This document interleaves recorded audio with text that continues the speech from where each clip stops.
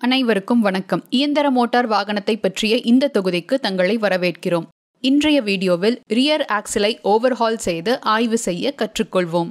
இந்த வீடியோவின் முடிவில் ஆக்சில் ஷாஃப்டை அகற்றவும், ரியர் ஆக்சிலின் பாகங்களில் குறைபாடுகள் உள்ளதா என சோதிக்கவும், உற்பத்தியாளரின் பரிந்துரையின்படி ஹப் அண்ட் பிளேவை மீண்டும் பொருத்தி சரி செய்யவும் உங்களால் முடியும்.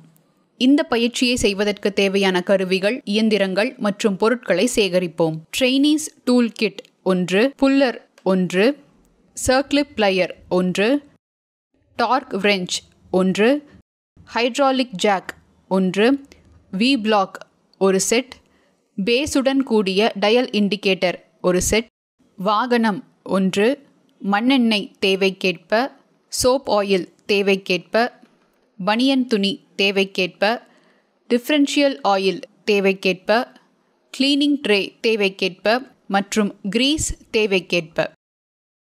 ஆக்சில் ஷாஃப்டை அகற்றுதல். ஆக்சில் ஷாஃப்ட் நட்டுகளை அகற்றவும். ஆக்சில் ஷாஃப்டை அகற்றவும். ஆக்சில் ஷாஃப்டில் த்ரெட்டட் ஹோல்ஸ் இருந்தால் புல்லர் போல்ட்டுகளை பயன்படுத்தவும். செக் நட்டிலிருந்து லாக்கிங் பிளேட்டின் லிப்பை திறக்கவும். சிறப்பு ஸ்பேனர்களை பயன்படுத்தி செக் நட், லாக்கிங் பிளேட் மற்றும் நட்டை அகற்றவும். புல்லரை ஹப்பில் வைத்து ஹப்பில் உள்ள மவுண்டிங் நட்டுகளை இறுக்கவும். சென்டர் போல்ட்டுகளை இறுக்கவும். டிஸ்டன்ஸ் பீஸ் ஆக்சில் ஹவுசிங்கின் மையத்தில் சரியாக பொருந்துகிறதா என்று உறுதி செய்யவும்.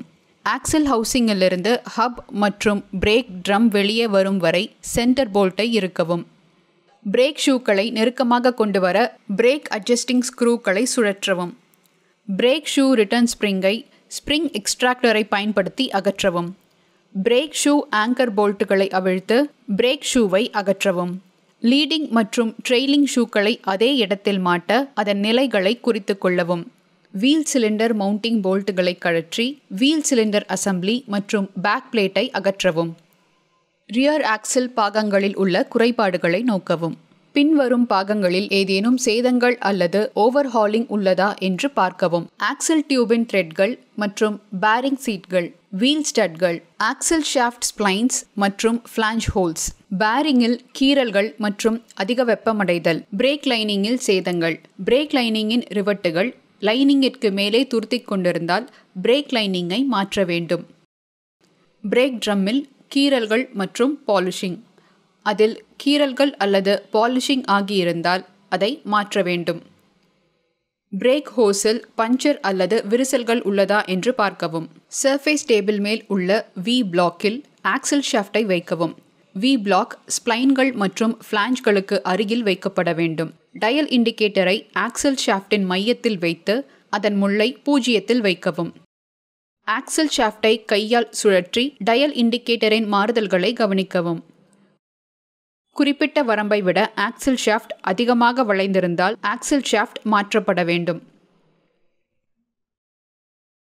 உற்பத்தியாளரின் பரிந்துரையின்படி ஹப் அண்ட் பிளேவை மீண்டும் பொருத்தி சரி செய்யவும். அனைத்து பகுதிகளையும் சுத்தம் செய்யவும். ஆக்சில் கேசிங் மீது பேக் பிளேட்டை பொருத்தவும். வீல் சிலிண்டர் அசம்பிளியை பேக் பிளேட்டில் பொருத்தவும்.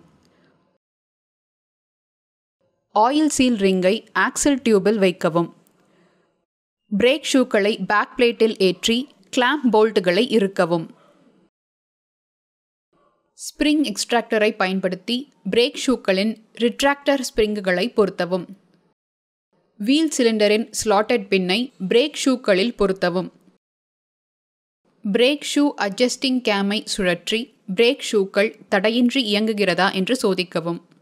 ஆயில் சீலை ஹப்பில் வைத்து ட்ரிஃப்டை ஆயில் சீல் மேல் வைக்கவும்.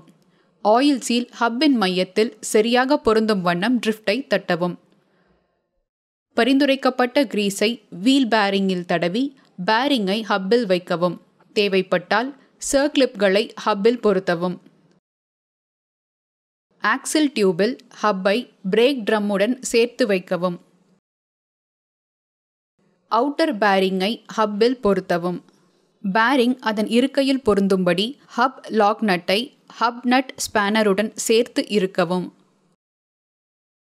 நட்டை அரை சுற்று தளர்த்தி பின்னர் எண்ட் பிளே இல்லாத அளவிற்கு அதை இறுக்கவும். நட்டை மீண்டும் அரை சுற்று தளர்த்தி 0.02 முதல் 0.04 அங்குலம் பிளே வரும்படி செய்யவும். டயல் இண்டிகேட்டரை மேக்னெட்டிக் பேஸுடன் சேர்த்து பிரேக் ட்ரம் மீது வைக்கவும். டயல் இண்டிகேட்டரின் பாயிண்டர் ஆக்சல் கேசிங் மீது அமர்வதை உறுதி செய்யவும். ஹப்பின் எண்ட் பிளேவை அளவிடவும். அது விவரக்குறிப்பின்படி இல்லாவிட்டால் தேவைப்படும் எண்ட் பிளேவை அடையும் வரை செய்முறையை மீண்டும் செய்யவும். லாக் வாஷர் மற்றும் செக் நட்டை பொருத்தவும். குறிப்பிட்ட டார்க்கில் செக் நட்டை நிறுத்தி லாக் வாஷரை கொண்டு அதை லாக் செய்யவும். ஆக்சில் ஷாஃப்ட் கேஸ்கெட்டை ஹப்பின் மீது வைக்கவும். ஆக்சில் கேசிங்கில் ஆக்சில் ஷாஃப்டை வைத்து ஆக்சில் ஷாஃப்ட் நட்டுகளை இறுக்கவும். இந்த வீடியோவில் ஆக்சில் ஷாஃப்டை அகற்றவும், ரியர் ஆக்சல் பாகங்களில் குறைபாடுகள் உள்ளதா என சோதிக்கவும், உற்பத்தியாளரின் பரிந்துரையின்படி ஹப் எண்ட் பிளேவை மீண்டும் பொருத்தி சரி செய்யவும் கற்றுக்கொண்டோம்.